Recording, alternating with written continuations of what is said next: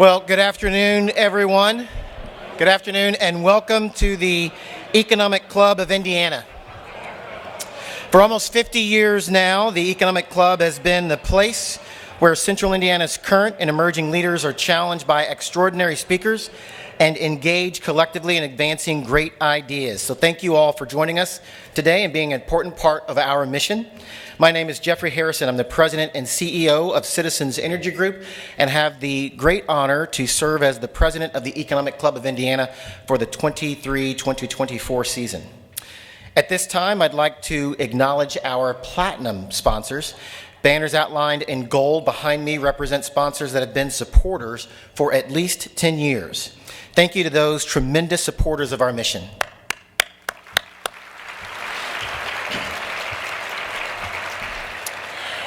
We have an amazing program today, and I hope to see you back again next month for our season finale.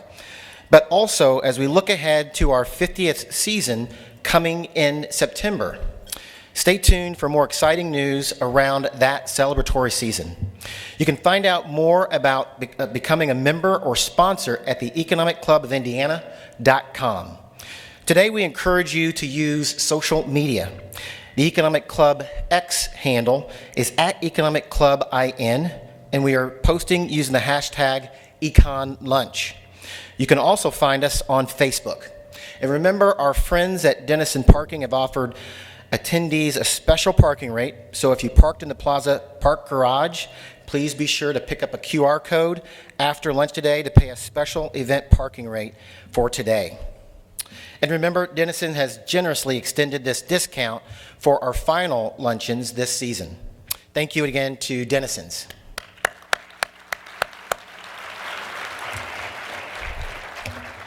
Now, let's introduce the President's Table, and would each of you please stand when I introduce you. We are pleased to have One America Financial as our presenting sponsor this season.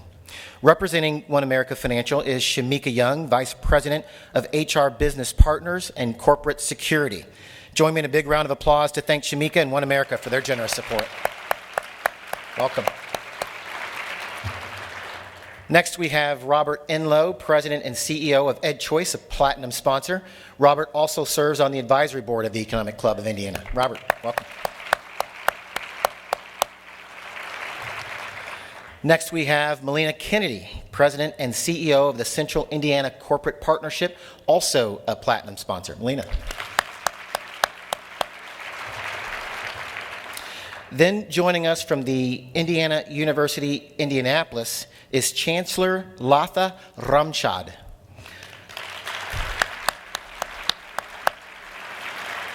Welcome. And again, as your new role as the inaugural chancellor, thanks again to Indiana University for being a longtime platinum sponsor. Next, we have Claire Fittian-Green, President and CEO of Richard & Fairbanks, a platinum sponsor and also today's luncheon sponsor.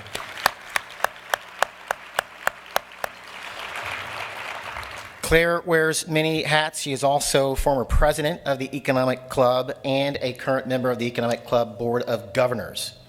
Join me in also thanking the Richard M. Fairbanks Foundation for their support as well, as again, they do wonderful work. Thank you.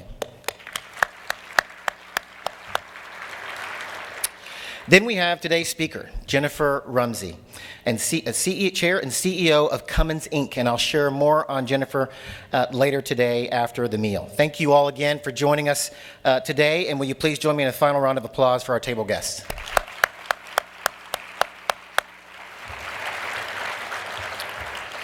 Remember, those white index cards on your tables are to write questions to our speaker today.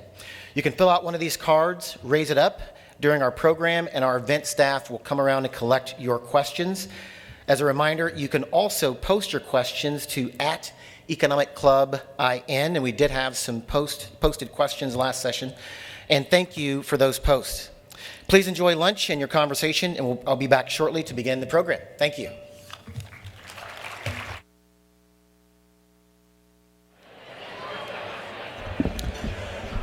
Good afternoon, everyone. Good afternoon. It is my great honor to introduce today's speaker, who I'm very excited to hear from. I'll go off script for just a moment. I'm going to talk about the speaker, but before I talk about our speaker, I want to talk about her mom. Her mom is here with us today. Mom, could you wave your hand? There she is, Mom.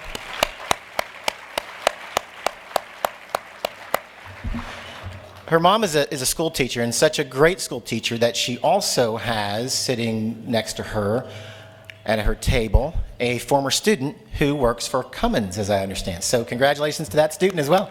Mom is a rock star.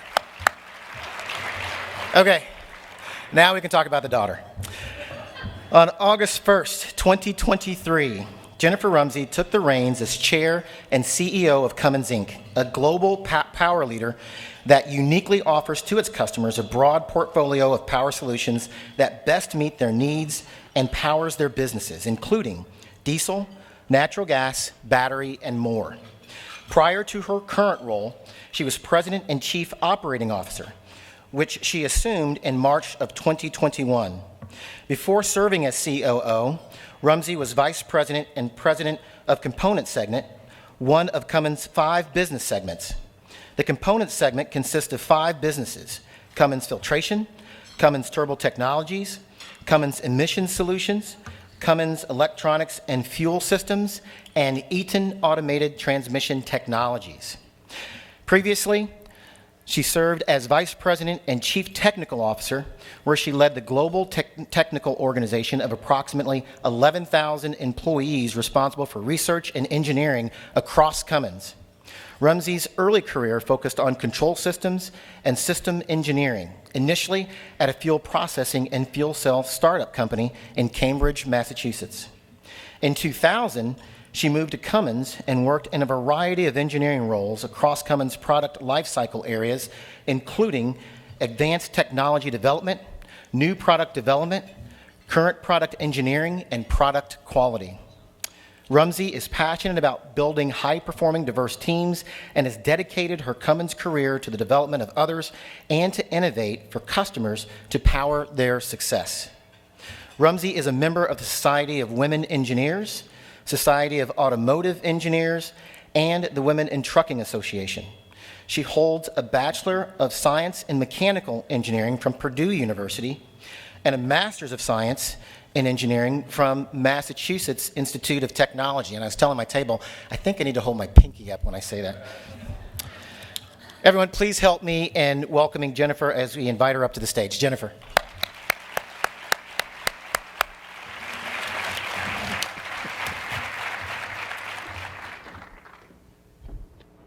Thank you, Jeff. Thank you, Jeff. It's great to be here with all of you. What a wonderful turnout. It's so nice to have so many people here for the lunch today. And I don't know if I think I'm more nervous that my mom's here than the other 500 of you, to be honest. So thanks, Jeff, for the shout out. So there's at least two of her students, former students in the room, me, and anybody else have Mrs. Gillespie as a teacher?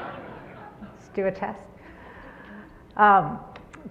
You heard a little bit more about me, and I wanted to just start with a little bit of an introduction. So I grew up in Columbus, Indiana, about an hour south of here. Thank you. Any Columbus? I know there's some Columbus people out here. Let's see. Don't be shy. We got some Columbus folks out here. Grew up in Columbus, Indiana, which of course is where Cummins is headquartered, and went on to become the CEO of Cummins, a Fortune 150 company. So suffice it to say, when I am out and about in the community of Columbus, I have to assume I know everybody that I cross paths with, either because they work for Cummins, they knew me growing up. You can generally tell when in my life somebody knew me by if they call me Jennifer or if they call me Jen, because I started going by Jen as I went into college in my adult life. And I really enjoy that most of the time. I mean, it's great to go out in the community, see people as my kids were growing up there, go to track meets and robotics competitions and get a chance to interact with other Cummins employees outside of work. It's really a lot of fun. But my family and I have now this game that we play when we're going into a restaurant. Okay, how many people do you think are going to recognize Mom in this restaurant?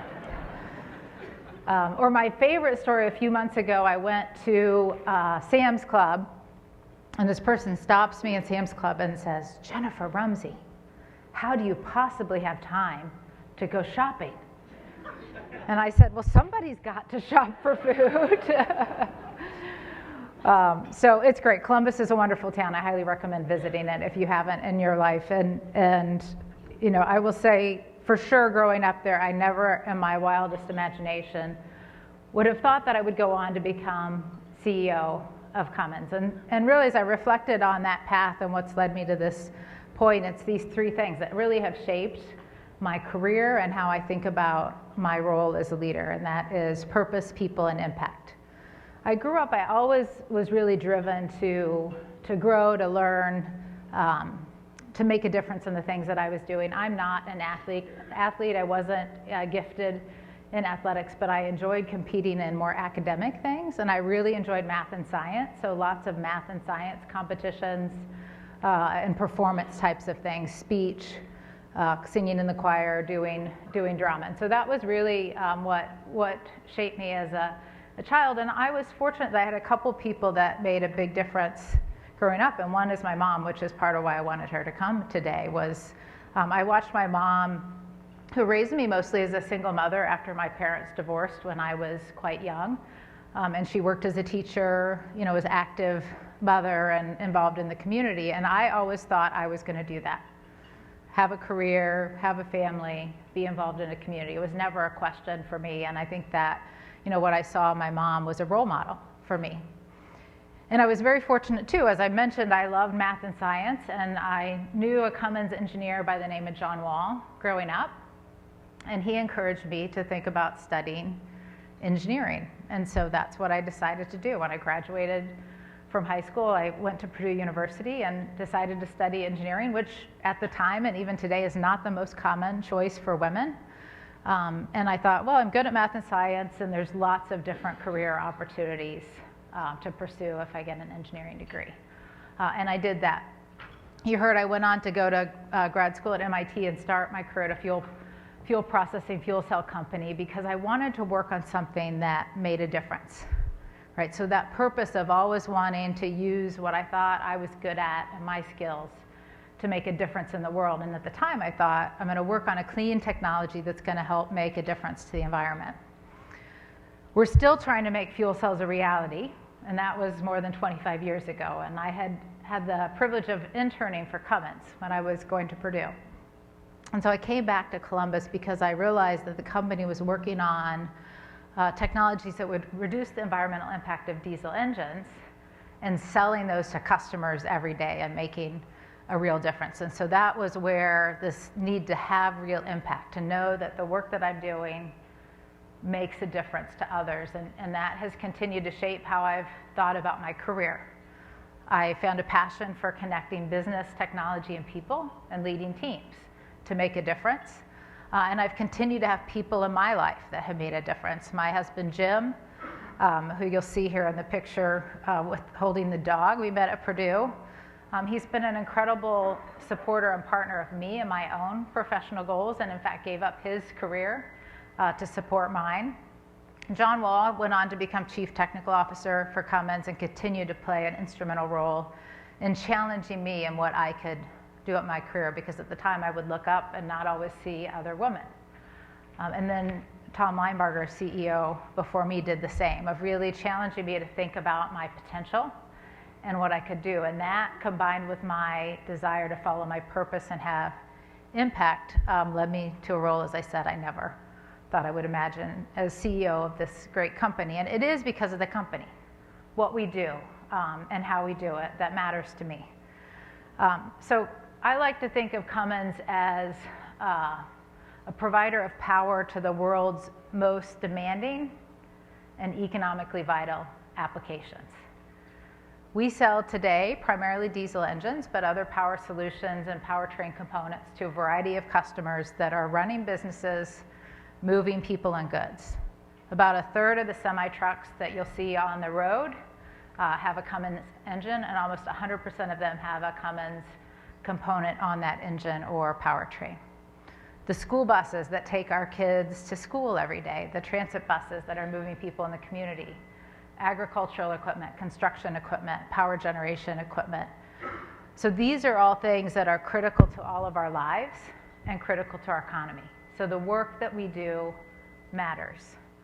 Let's talk about power generation for a minute. Our power gen business, which I had the chance to spend time visiting a couple weeks ago, is providing critical power to applications like hospitals, like data centers. It's also providing backup power for the Boilermaker basketball team when they played at Mackey Arena and dominated this season in basketball. Any Boilermakers out there? A lot of Boilermakers. So one of the highlights for me of the year was getting to go with my daughters, Helen and Catherine, who are both students right now at Purdue, and my husband, Jim, to watch Purdue beat IU at Mackey Arena.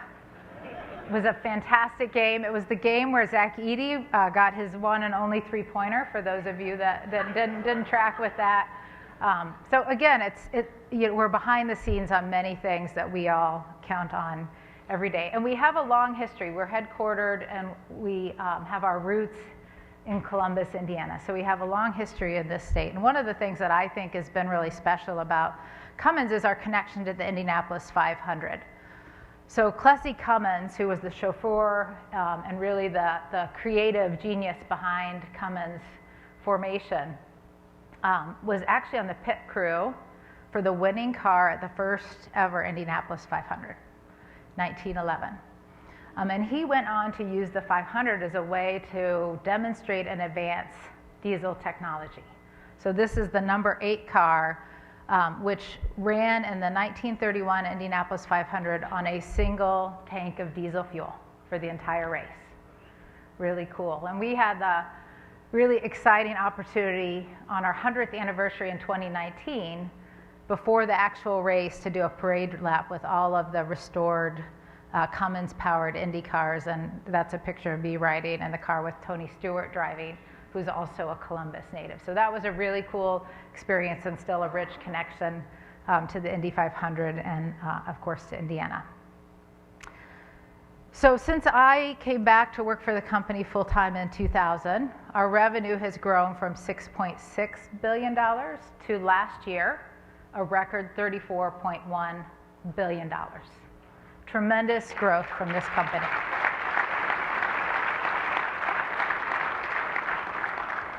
Today we have 75,000 employees in 190 countries around the world, serving our customers, innovating, advancing our product, and moving the company forward.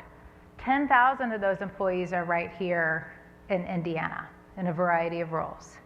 And one of the things that's important to Cummins is that we believe that communities are only as, our employees are only as healthy as the communities in which we all live and work.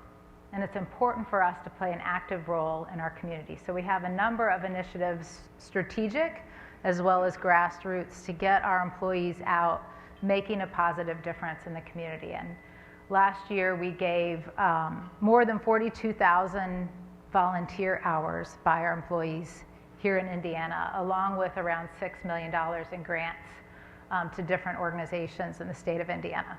We have officers of Cummins in 20 different organization boards in the state of Indiana. So we are very active and involved here in the community, even as we have continued to grow globally as well. And we continue to have a strong presence between really heavily between Indianapolis and Seymour, Indiana, but some others. I was talking to somebody in the United Way who's familiar with our team up in Elkhart, Indiana. So across the state we have people. Our original engine plant that you see there in that picture on the right, today we machine blocks and heads for our engines, and we also assemble battery packs for commercial vehicles. And so it's a neat story of how we've evolved the company, we've evolved our footprint, we've evolved our workforce to serve our growing needs, and you can see we've continued to invest as we've done that right here in Indiana. So I mentioned wanting to make a positive difference for the environment and leaving a fuel cell company and coming back to Indiana because we've had this belief that we need to power a more prosperous world. And so while we want to ensure that we're serving our customers and all of our daily needs, we also want to innovate and reduce the environmental impact of those power solutions. And since 2000, we've reduced NOx and particulate emissions from our engines by more than 95%. Significant reduction from where we were nearly 25 years ago. We've also worked with our customers to help them optimize how they use our engines and been able to reduce the CO2 emissions from those products out in the field, out in use, by 34 million metric tons. So what is that anyway? So that is equivalent of taking about 250,000 trucks off the road for a year. That's also a lot of money that our customers don't have to spend on fuel. And we've, really in the last 15 years, begun to focus on also reducing CO2 emissions from new engines that we're building and selling out in the field. So you can see there 23% reduction in CO2 emissions from engines that we're selling today compared to where we were in 2010, and that's about 36,000 fewer trucks every year. So it makes a big difference, and at the same time, we've grown our business, right? I talked to you about the revenue growth of the company. We've grown our footprint. We've grown our impact for our customers. And Cummins is continuing to embrace this challenge. How do we power our customer success while recognizing that we need to help contribute to a sustainable future? And global warming is a real challenge.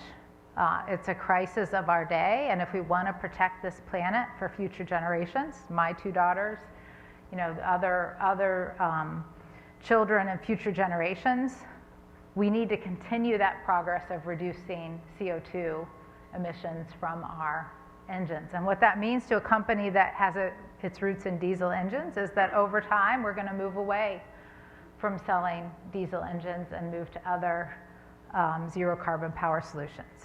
We believe we're well positioned to do this, building on our history, embracing the need to innovate and drive change across our business, leveraging our innovation, our history, and strong partnerships and collaboration with customers and with others, our understanding of how our customers use the product and what will meet their needs. Cummins is really unique in how we invest in people. I consider myself to be an example of that, somebody that started as an intern, advanced through a variety of engineering roles and eventually became CEO. We have some amazing stories of employees at Cummins that have grown and evolved in their career, from starting on the shop floor to, for example, Jenny Bush, who leads our power systems business and literally came into the company at one of the lowest level roles that exists. So that investment in people. And then lastly, through our Accelera by Cummins business, a unique brand that we launched last year, we're really focused on how do we also start to operate in places more like a startup with more agility as technology evolves, while leveraging the strengths and skills that we have as an incumbent. So let's talk about what this journey looks like. And Jeff and I were chatting a little bit about this at lunch, because diesel engine is not an easy thing to replace. First of all, our customers are using it in a variety of different applications. I described that to you. There's not one solution that's going to work for all of those different applications. They're running businesses. Cost matters. Reliability and durability matters. They need an infrastructure that can exist across the country and around the world. And so a diesel, which is highly efficient and very durable, is a high bar to meet, and we must. Right? And so this is what our strategy is about, recognizing that it's going to take time to advance and innovate these new alternate technologies, to build the infrastructure out to support them and to give our customers confidence that those new technologies can meet their needs. And we can't wait. So today we are investing in a whole range of solutions, including engine-based solutions to have even higher efficiency diesel engines, as well as the flexibility to move to alternate lower and zero carbon fuels. And then we're also investing in our Accelera business on these zero emission solutions, like a battery electric powertrain. certain applications today are able to move to electric solutions, like a school bus or a transit bus that you see there. And so you use that to help innovate, build the infrastructure out and advance it. And so today, again, small amount of our business is in Accelera by Cummins, $34.1 billion in revenue last year, $350 million in Accelera. And over time, that will transition. So as we move into this 2030 to 2040 time period, we're going to see a range of different solutions exist across applications and around the world based on how these technologies and infrastructure advance, and also based on regulation and incentives that can help enable adoption of solutions that today are more expensive. And ultimately, we do need to get to zero. Right, we're all seeing this increasing number of severe weather events and other evidence that global warming is happening. And so we need to continue to push ourselves on this journey to zero. So we launched that, what we call Destination Zero strategy in 2022. And it's really rewarding to step back and see how much progress we've made in that strategy in action today. So here's a few pictures to just share with you. I talked about these high efficiency fuel flexible engines. We call them HELM, high efficiency low emission multi-fuel. This is a picture of a Walmart truck testing with a natural gas version of the new 15-liter platform that we're launching into the US market later this year. And we have customers like Walmart that are wanting to reduce their CO2 footprint, and renewable natural gas, which can be net zero carbon, in fact, net negative carbon, is a great solution for them with an engine-based solution that they're familiar with and comfortable with today. At the same time, we continue to electrify school buses. So with Bluebird, we now have 1,500 electric school buses operating in 41 states across the US. And there's incentive money that's available and an interest in schools and cities to electrify buses. So that's helping to drive that technology forward. We also announced last year a partnership that we formed with PACCAR, Daimler Truck, and EV Energy, where we're going to begin manufacturing battery cells focused on commercial vehicles here in the United States. Another step at moving these electrified solutions forward. And then the last picture is an electrolyzer. This is a big adjacent growth opportunity for us into clean hydrogen production. So this system produces hydrogen, and when you pair it with renewable electricity, it's green hydrogen. And so we are now another example of using some of our technology that we've acquired through acquisition and pairing that with strength that Cummins has in our existing business. We're assembling those electrolyzers for the US market in our plant in Fridley, Minnesota, where we also do generator sets. So a lot of progress happening. As I said, it's going to be a long and complicated journey, and this was the thing that excited me about becoming CEO and really building on my technical background and passion for our customers and our business, and helping us navigate what I think is going to be a very important time for Cummins. So what do we need to drive us forward, and what is important for all of us, here in Indiana, as we think about what's important in the world and what's important in our business? So people continues to be at the center of how I think about my role as CEO, starting with our employees, ensuring we're attracting diverse talent, and really creating an environment where all of our employees can be themselves and thrive and reach their potential. I don't think you mentioned, Jeff, of those roles that I've had at Cummins: Chief Technical Officer, Chief Operating Officer, and CEO. I'm the first woman in all three of those roles in a 105-year-old company. And I think about that and all of the talent that's out in the world and the challenges that we face in our society, and all of our role in really ensuring that we bring the best and brightest and diverse perspectives to help make a difference and solve those tough challenges. So we are developing and investing in talent, from education and trying to encourage youth and help youth advance in education. And Danette, can I say it? Yeah. I can say it. I'm really excited.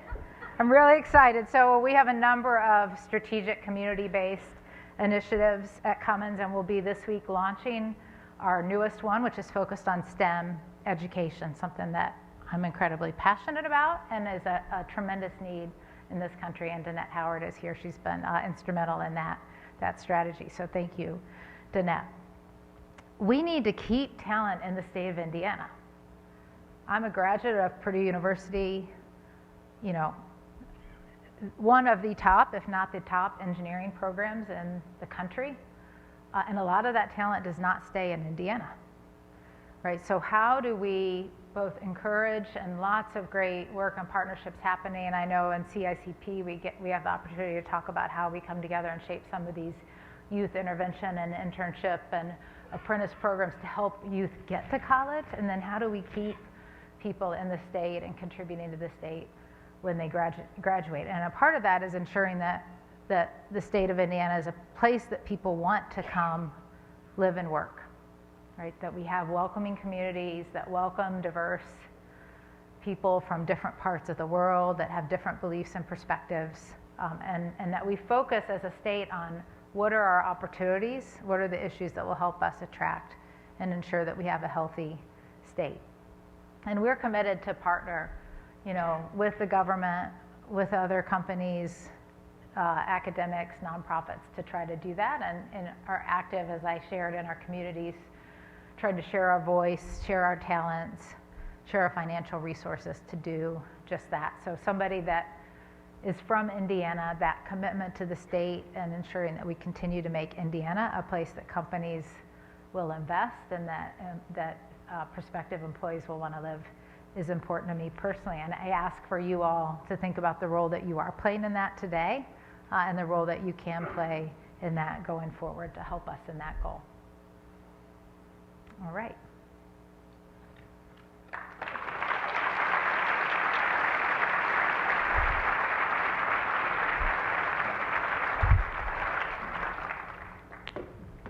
Well, again, thanks, Jen, for being with us today. Appreciated your comments. Really enlightening and almost gratifying to hear one of our very own homegrown Hoosiers become, again, as you said, the CEO of a Fortune 150 company. So it's been about 2 years since you've been CEO, and as you stated, the first woman CEO of this incredibly, again, international organization. What have you learned, or have there been any major lessons there, and any surprises? Yeah, you know, I've been with Cummins for 25 years, so I think there's a lot, you know, as I've moved into the CEO role that I, you know, knew and continue to see every day. I mean, the incredible commitment and capability of our people. You know, the challenges that some of our customers experience. I'd say there's a couple things that have been, you know, more clear to me in those 2 years. Mm-hmm. Jeff, first of all, as a CEO, there's a lot of demands on your time. You probably get that. So one of the things I've really had to think about is like, how do I manage my time and energy and get better at that? And then second is, while we have made a lot of progress, I talked about the decarbonization and the transition that we need to make, and we've been advocating. My first week as CEO, I was involved in advocating for the climate change provisions that are part of the IRA.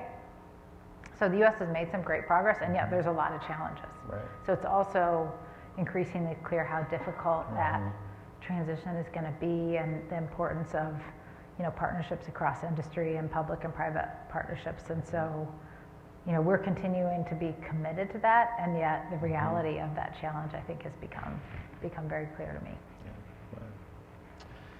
Questions from the audience. This is one. What do you think is the future of commercial trucking? And then I'll add, how is that different than that for passenger cars? Yeah. So if you think about a passenger car, the biggest difference I think about is most of us, when we're buying cars, it's an emotional buying decision. Mm-hmm. Like, what color do I like? You know, what does it look like? For me, as long as I can, I want to buy a manual transmission car because I think they're fun. Emotional. Commercial vehicle and most of our other, you know, industrial applications, they're business buying decisions.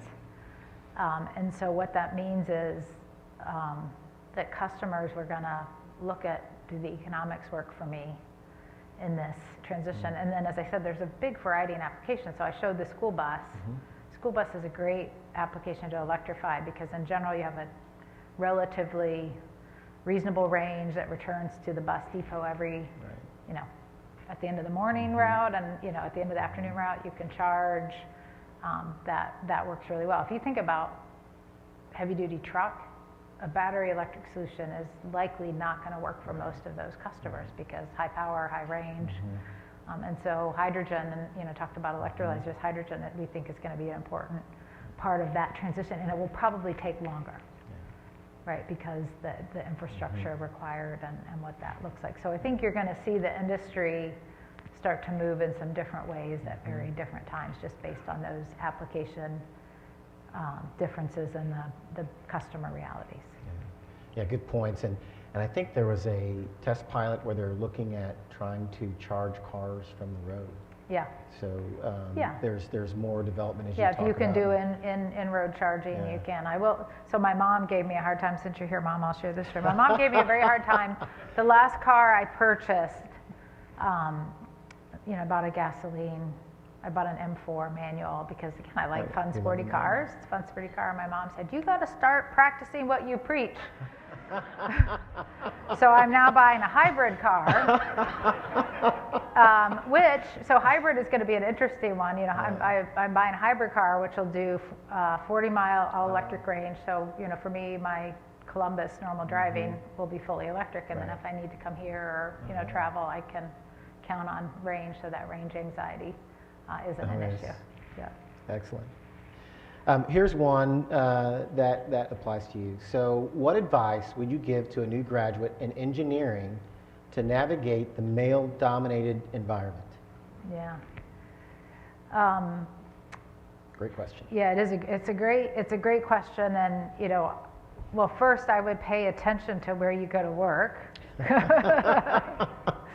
and try to find places where you do see other women in the workforce, and you know, it still will be male dominated if you're in engineering. You know, I think today maybe 20 to 25% of engineering graduates are women, but so it's still male dominated. And then for me, it has, and I always encourage people to figure out how you're true to yourself, be confident in yourself. The challenge for any minority, you know, if you're in an environment where you're in the minority, is you can have this thing called imposter syndrome, where you question if you're good enough and if you belong.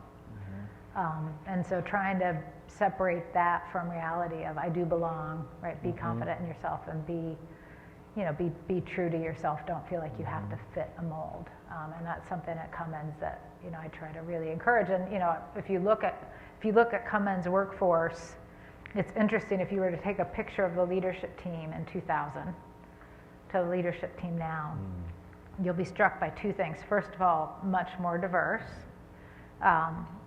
In gender and ethnicity, and also what we wear.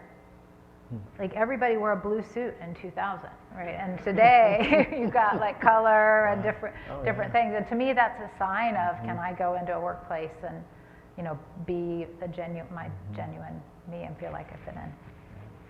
Great. Here's one. Columbus has many family and community features that attract individuals from all over. Which of these do you think could be implemented across Indiana for greater impact in retaining and attracting talented individuals? Yeah, it's great. I mean, so, you know, this is something Cummins focused on long before my time, was how do you make Columbus a place that people want to move to. The architecture in Columbus started because of Cummins, the Cummins Foundation, the Irwin family, Irwin Miller family wanting to make Columbus more welcoming and paying these architecture fees. And so it makes it, you know, great community that focus on the school system. So, you know, one, I think the model of employer, that partnerships in communities, leadership engagement and community organizations is a great model every place. And then how do you create some community organizations that are focused on different dimensions of diversity as well? Right, that helps as you've got people coming from different parts of the world moving in. You create communities for those individuals. Very good. Yeah. Drilling on that a little bit, how do you partner with other organizations and nonprofits to help improve and serve our communities?